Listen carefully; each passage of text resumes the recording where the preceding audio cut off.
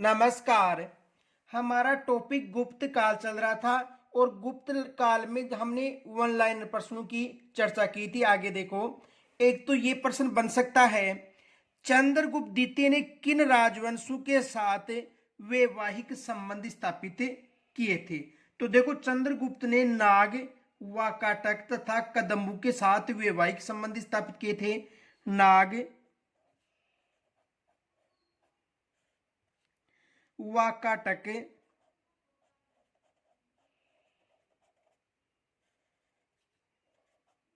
व कदम्बों के साथ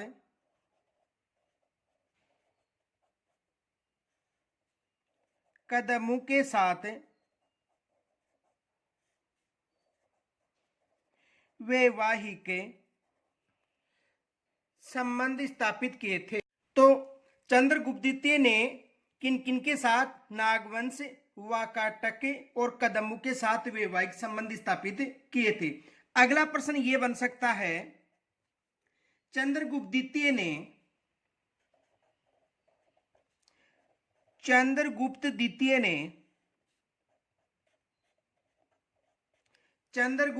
ने किस नाग कन्या के साथ किस नाग कन्या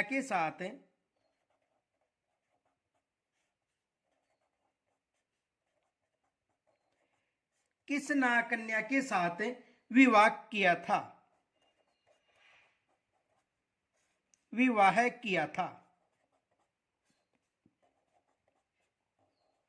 तो चंद्रगुप्त द्वितीय ने नाग कन्या, जो कुबेर नाग है, उससे विवाह किया था।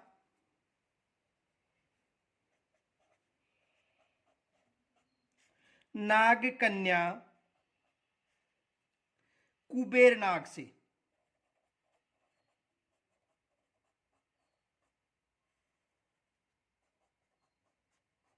किसके साथ विवाह किया था? जो नाग कन्या कुबेर नाग है, उसके साथ विवाह किया था।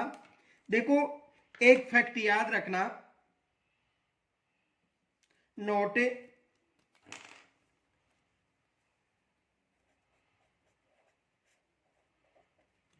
प्रभावती गुप्त ने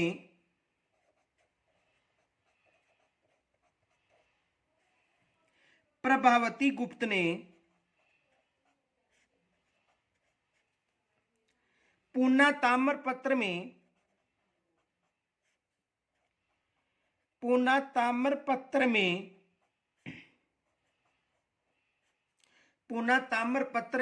नागकुल से उत्पन्न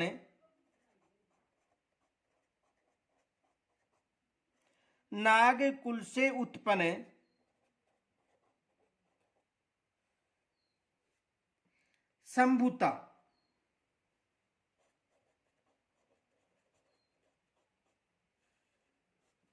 उत्पन्न शब्द अपनी जननी के लिए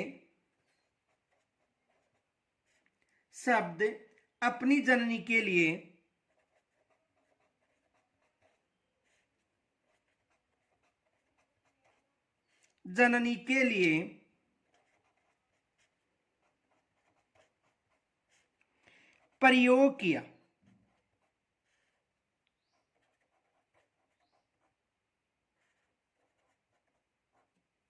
अगला प्रश्न देखो, चंद्रगुप्त द्वितीय के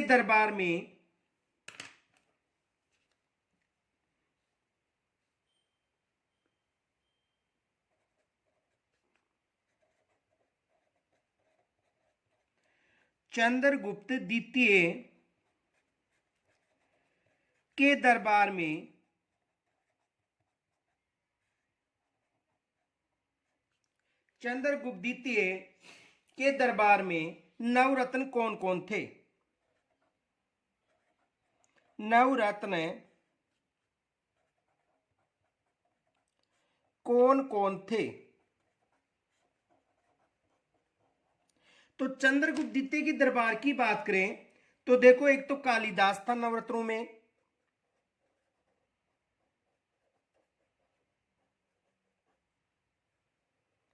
एक तो कौन था? कालिदास। एक धन्वंतरी था,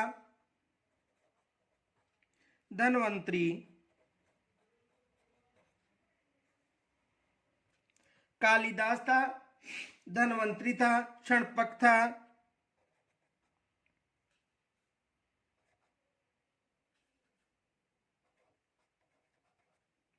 अमर सिंह था,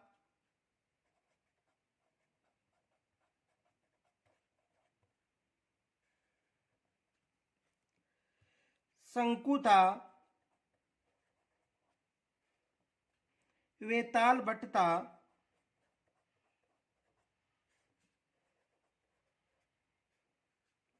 घटकरपर था,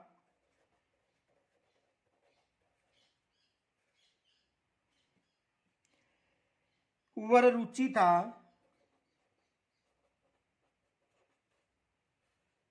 तथा वाराहमिहिर था।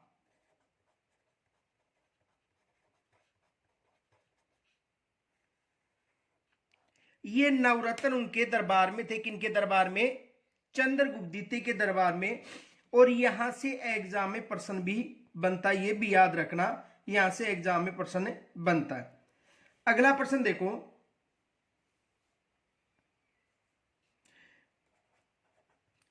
किस गुप्त वंश के शासनकाल में, किस गुप्त वंश के शासनकाल में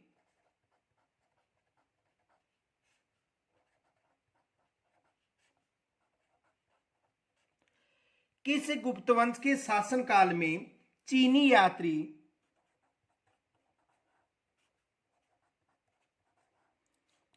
यात्री फाहियान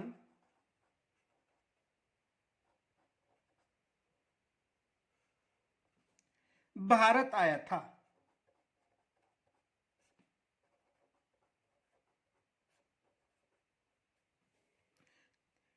यानी कब की बात है? 399 से लेकर 414 ईस्वी तक।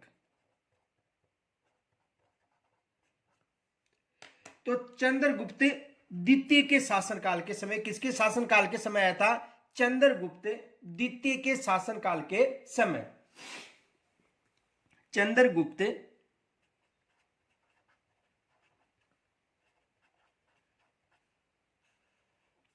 द्वितीय के शासनकाल के समय।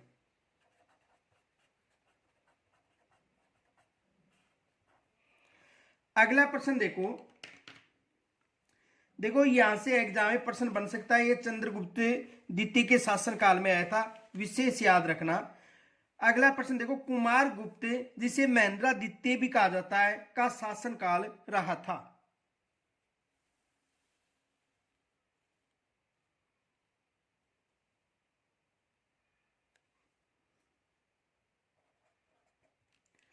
कुमार गुप्त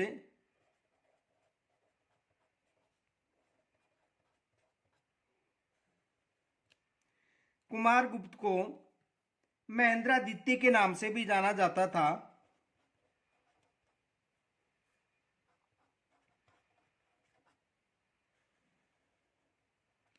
का शासनकाल रहा है, का शासनकाल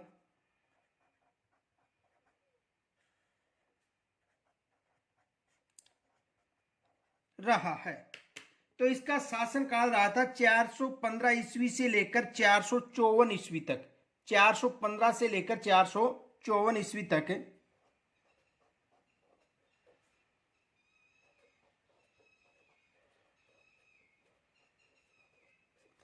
कब तक रहा था? 415 ईस्वी से लेकर 454 ईस्वी तक। अगला प्रश्न देखो, चंद्रगुप्त द्वितीय के बाद शासक बना था?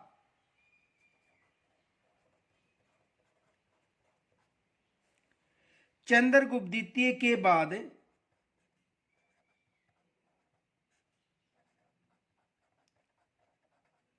शासक बना था। तो चंद्रगुप्त द्वितीय के बाद शासक कौन बना था? कुमारगुप्त प्रथम। कुमारगुप्त प्रथम कौन बना था? कुमार गुप्त प्रथम शासक बना था। अगला प्रश्न देखो, कुमारगुप्त प्रथम ने, सॉरी, चंद्रगुप्त द्वितीय के बाद कुमारगुप्त प्रथम शासक बना था। अगला प्रश्न देखो, कुमारगुप्त प्रथम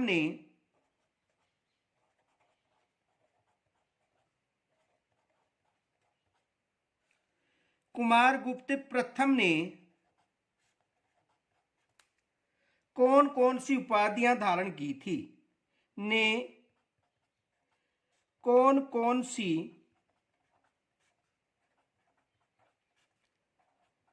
उपाधियां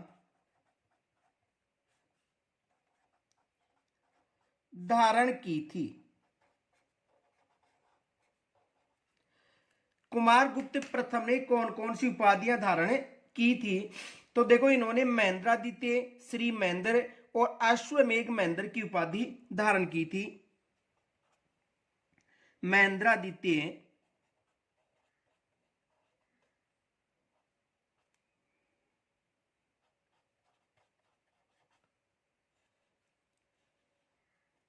श्री महेंद्र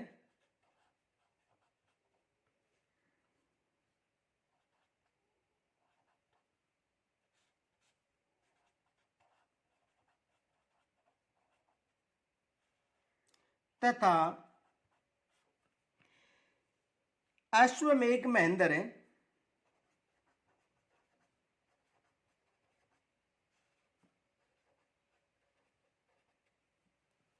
अश्वमेघ महेंद्र की उपाधि धारण की थी। किन्होंने?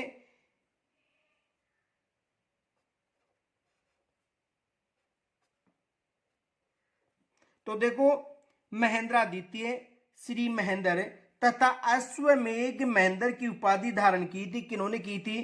कुमार प्रथम ने। ये याद रखना, कौन कौन सी? महेंद्रादित्य, श्री महेंद्र तथा अश्वमेघ महेंद्र की उपाधि धारण की थी। किन्होंने? कुमारगुप्त प्रथम ने। अगला प्रश्न देखो, अगला प्रश्न ये बन सकता है, किस अभिलेख से पता चलता है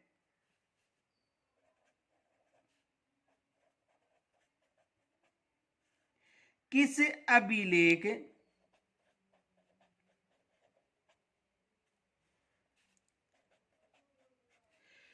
अभिलेख से पता चलता है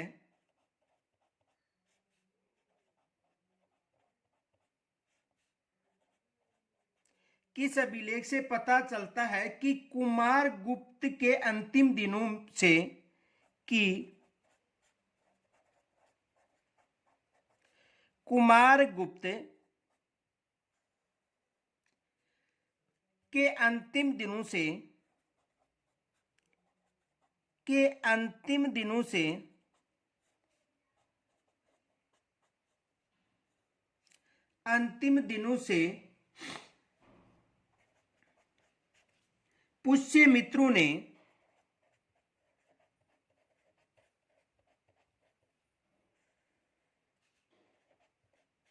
पुष्यमित्रों ने या पुष्यमित्रों का आक्रमण हुआ।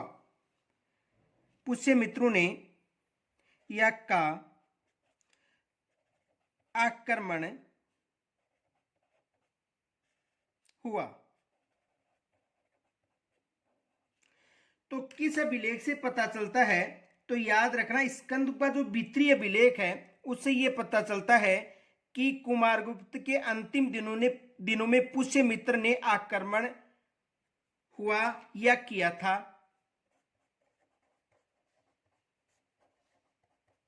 तो कौन सा अभिलेख है? स्कंदगुप्त का भीतरी अभिलेख। स्कंदगुप्त का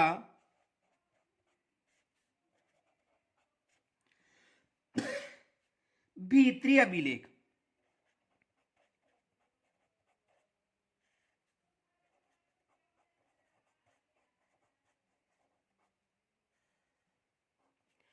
स्कंदगुप्त का भीतरी अभिलेख, ये विशेष याद रखना, एग्जाम में प्रश्न बन सकता है कि किस अभिलेख से पता चलता है कि कुमारगुप्त के अंतिम दिनों में यानी अंतिम समय में पुष्य मित्रों ने आक्रमण किया था। तो कौन सा था? स्कंदगुप्त का भीतरीय विलेय। अगला प्रश्न देखो, अगला प्रश्न है किस गुप्त शासक के शासनकाल में किस गुप्त शासक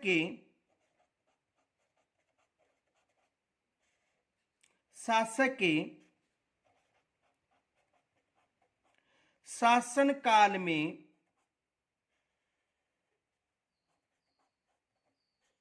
किस गुप्त शासक के शासनकाल में नालंदा विश्वविद्यालय नालंदा विश्वविद्यालय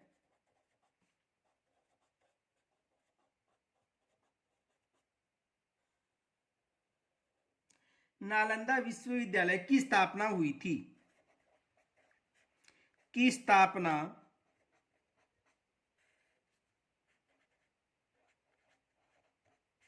हुई थी? तो किसके शासनकाल में? कुमारगुप्त के शासनकाल।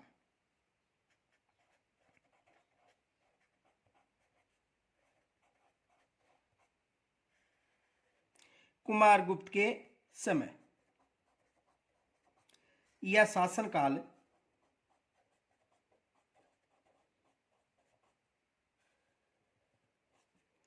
अगला प्रश्न देखो, किस विश्वविद्यालय को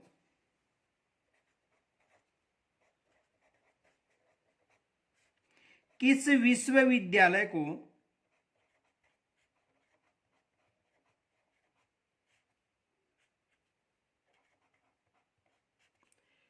किस विश्वविद्यालय को ऑक्सफोर्ड ऑफ महायान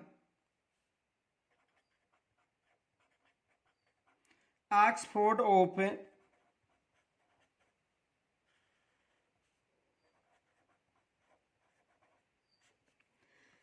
महायान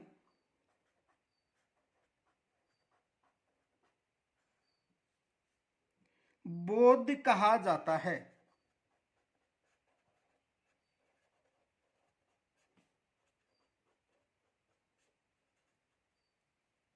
तो कौन सी विश्वविद्यालय को कहा जाता है? नालंदा विश्वविद्यालय को।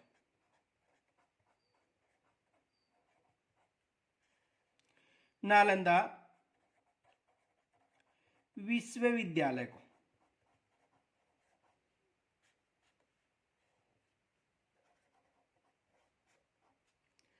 अगला प्रश्न देखो, देखो एक फैक्ट याद रखना, नोट,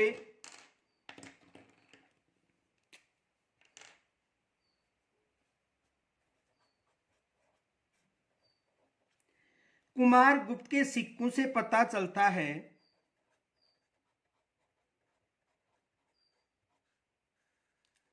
कुमारगुप्त के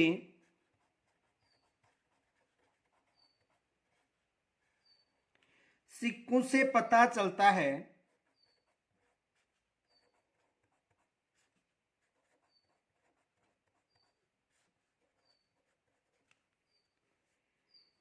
कि उसने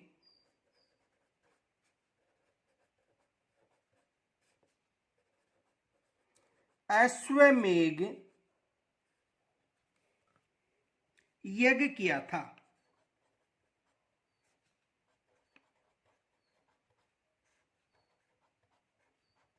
किनके सिक्कों से पता चलता है?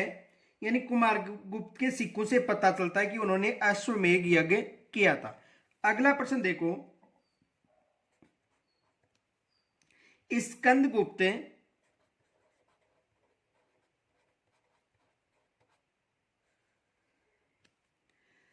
जिसे शक्रादित्य के नाम से भी जाना जाता है,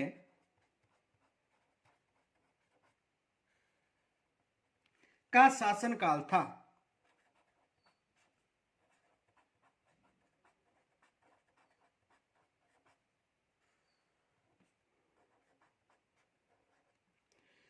कब था इसका शासनकाल?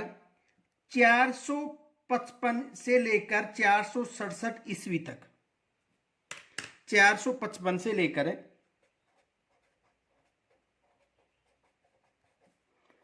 467 ईस्वी तक किसका शासनकाल था?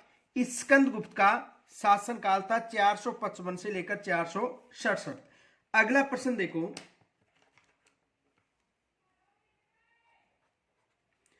चक्रपालित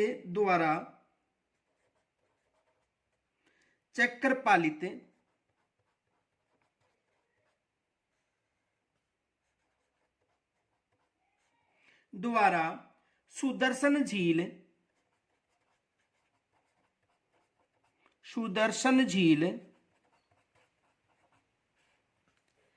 का पुनर्निर्माण का उल्लेख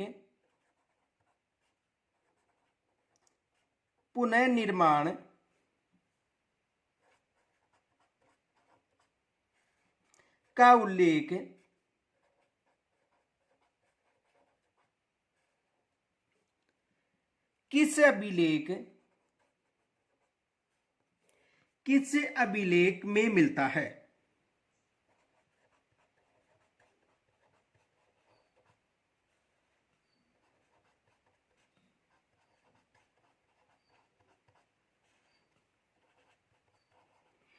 तो किस अभिलेख में मिलता है? जूनागढ़ अभिलेख में। किस अभिलेख में? जूनागढ़ अभिलेख में।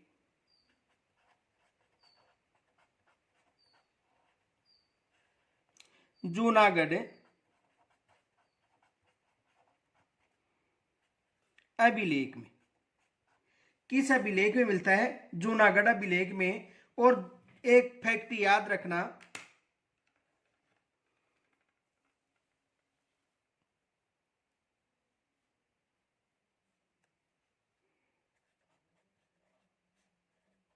नोट, जूनागढ़ अभिलेख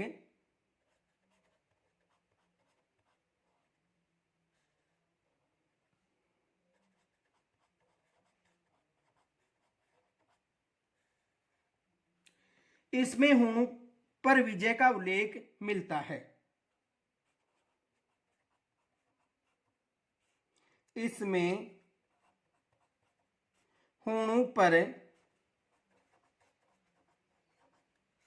विजय का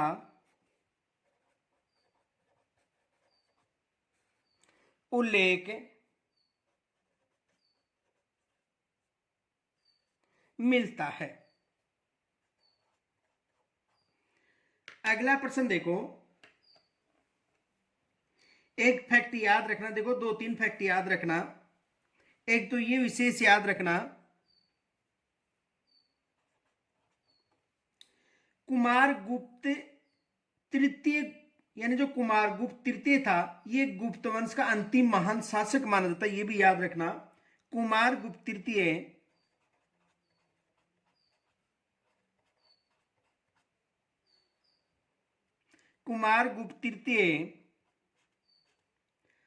गुप्त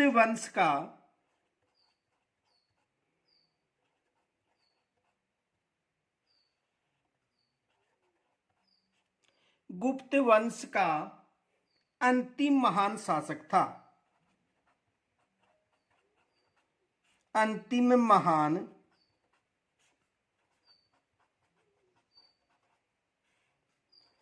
शासक था। कुमारगुप्त गुप्त वंश का अंतिम महान शासक था। ये कुछ महत्वपूर्ण है।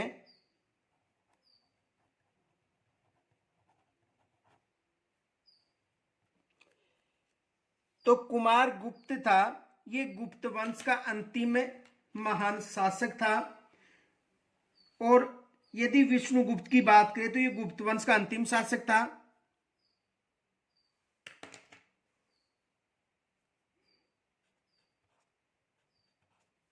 विष्णुगुप्त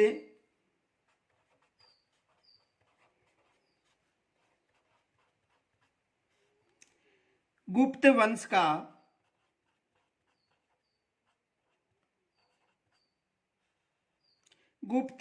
का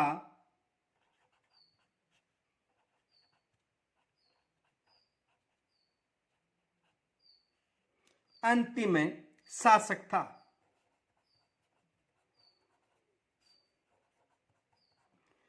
शेष की हम चर्चा कल करेंगे। यहाँ तक यदि कोई समस्या हो तो मुझे कमेंट्स के द्वारा जरूर बताना। जय हिंद, नमस्कार।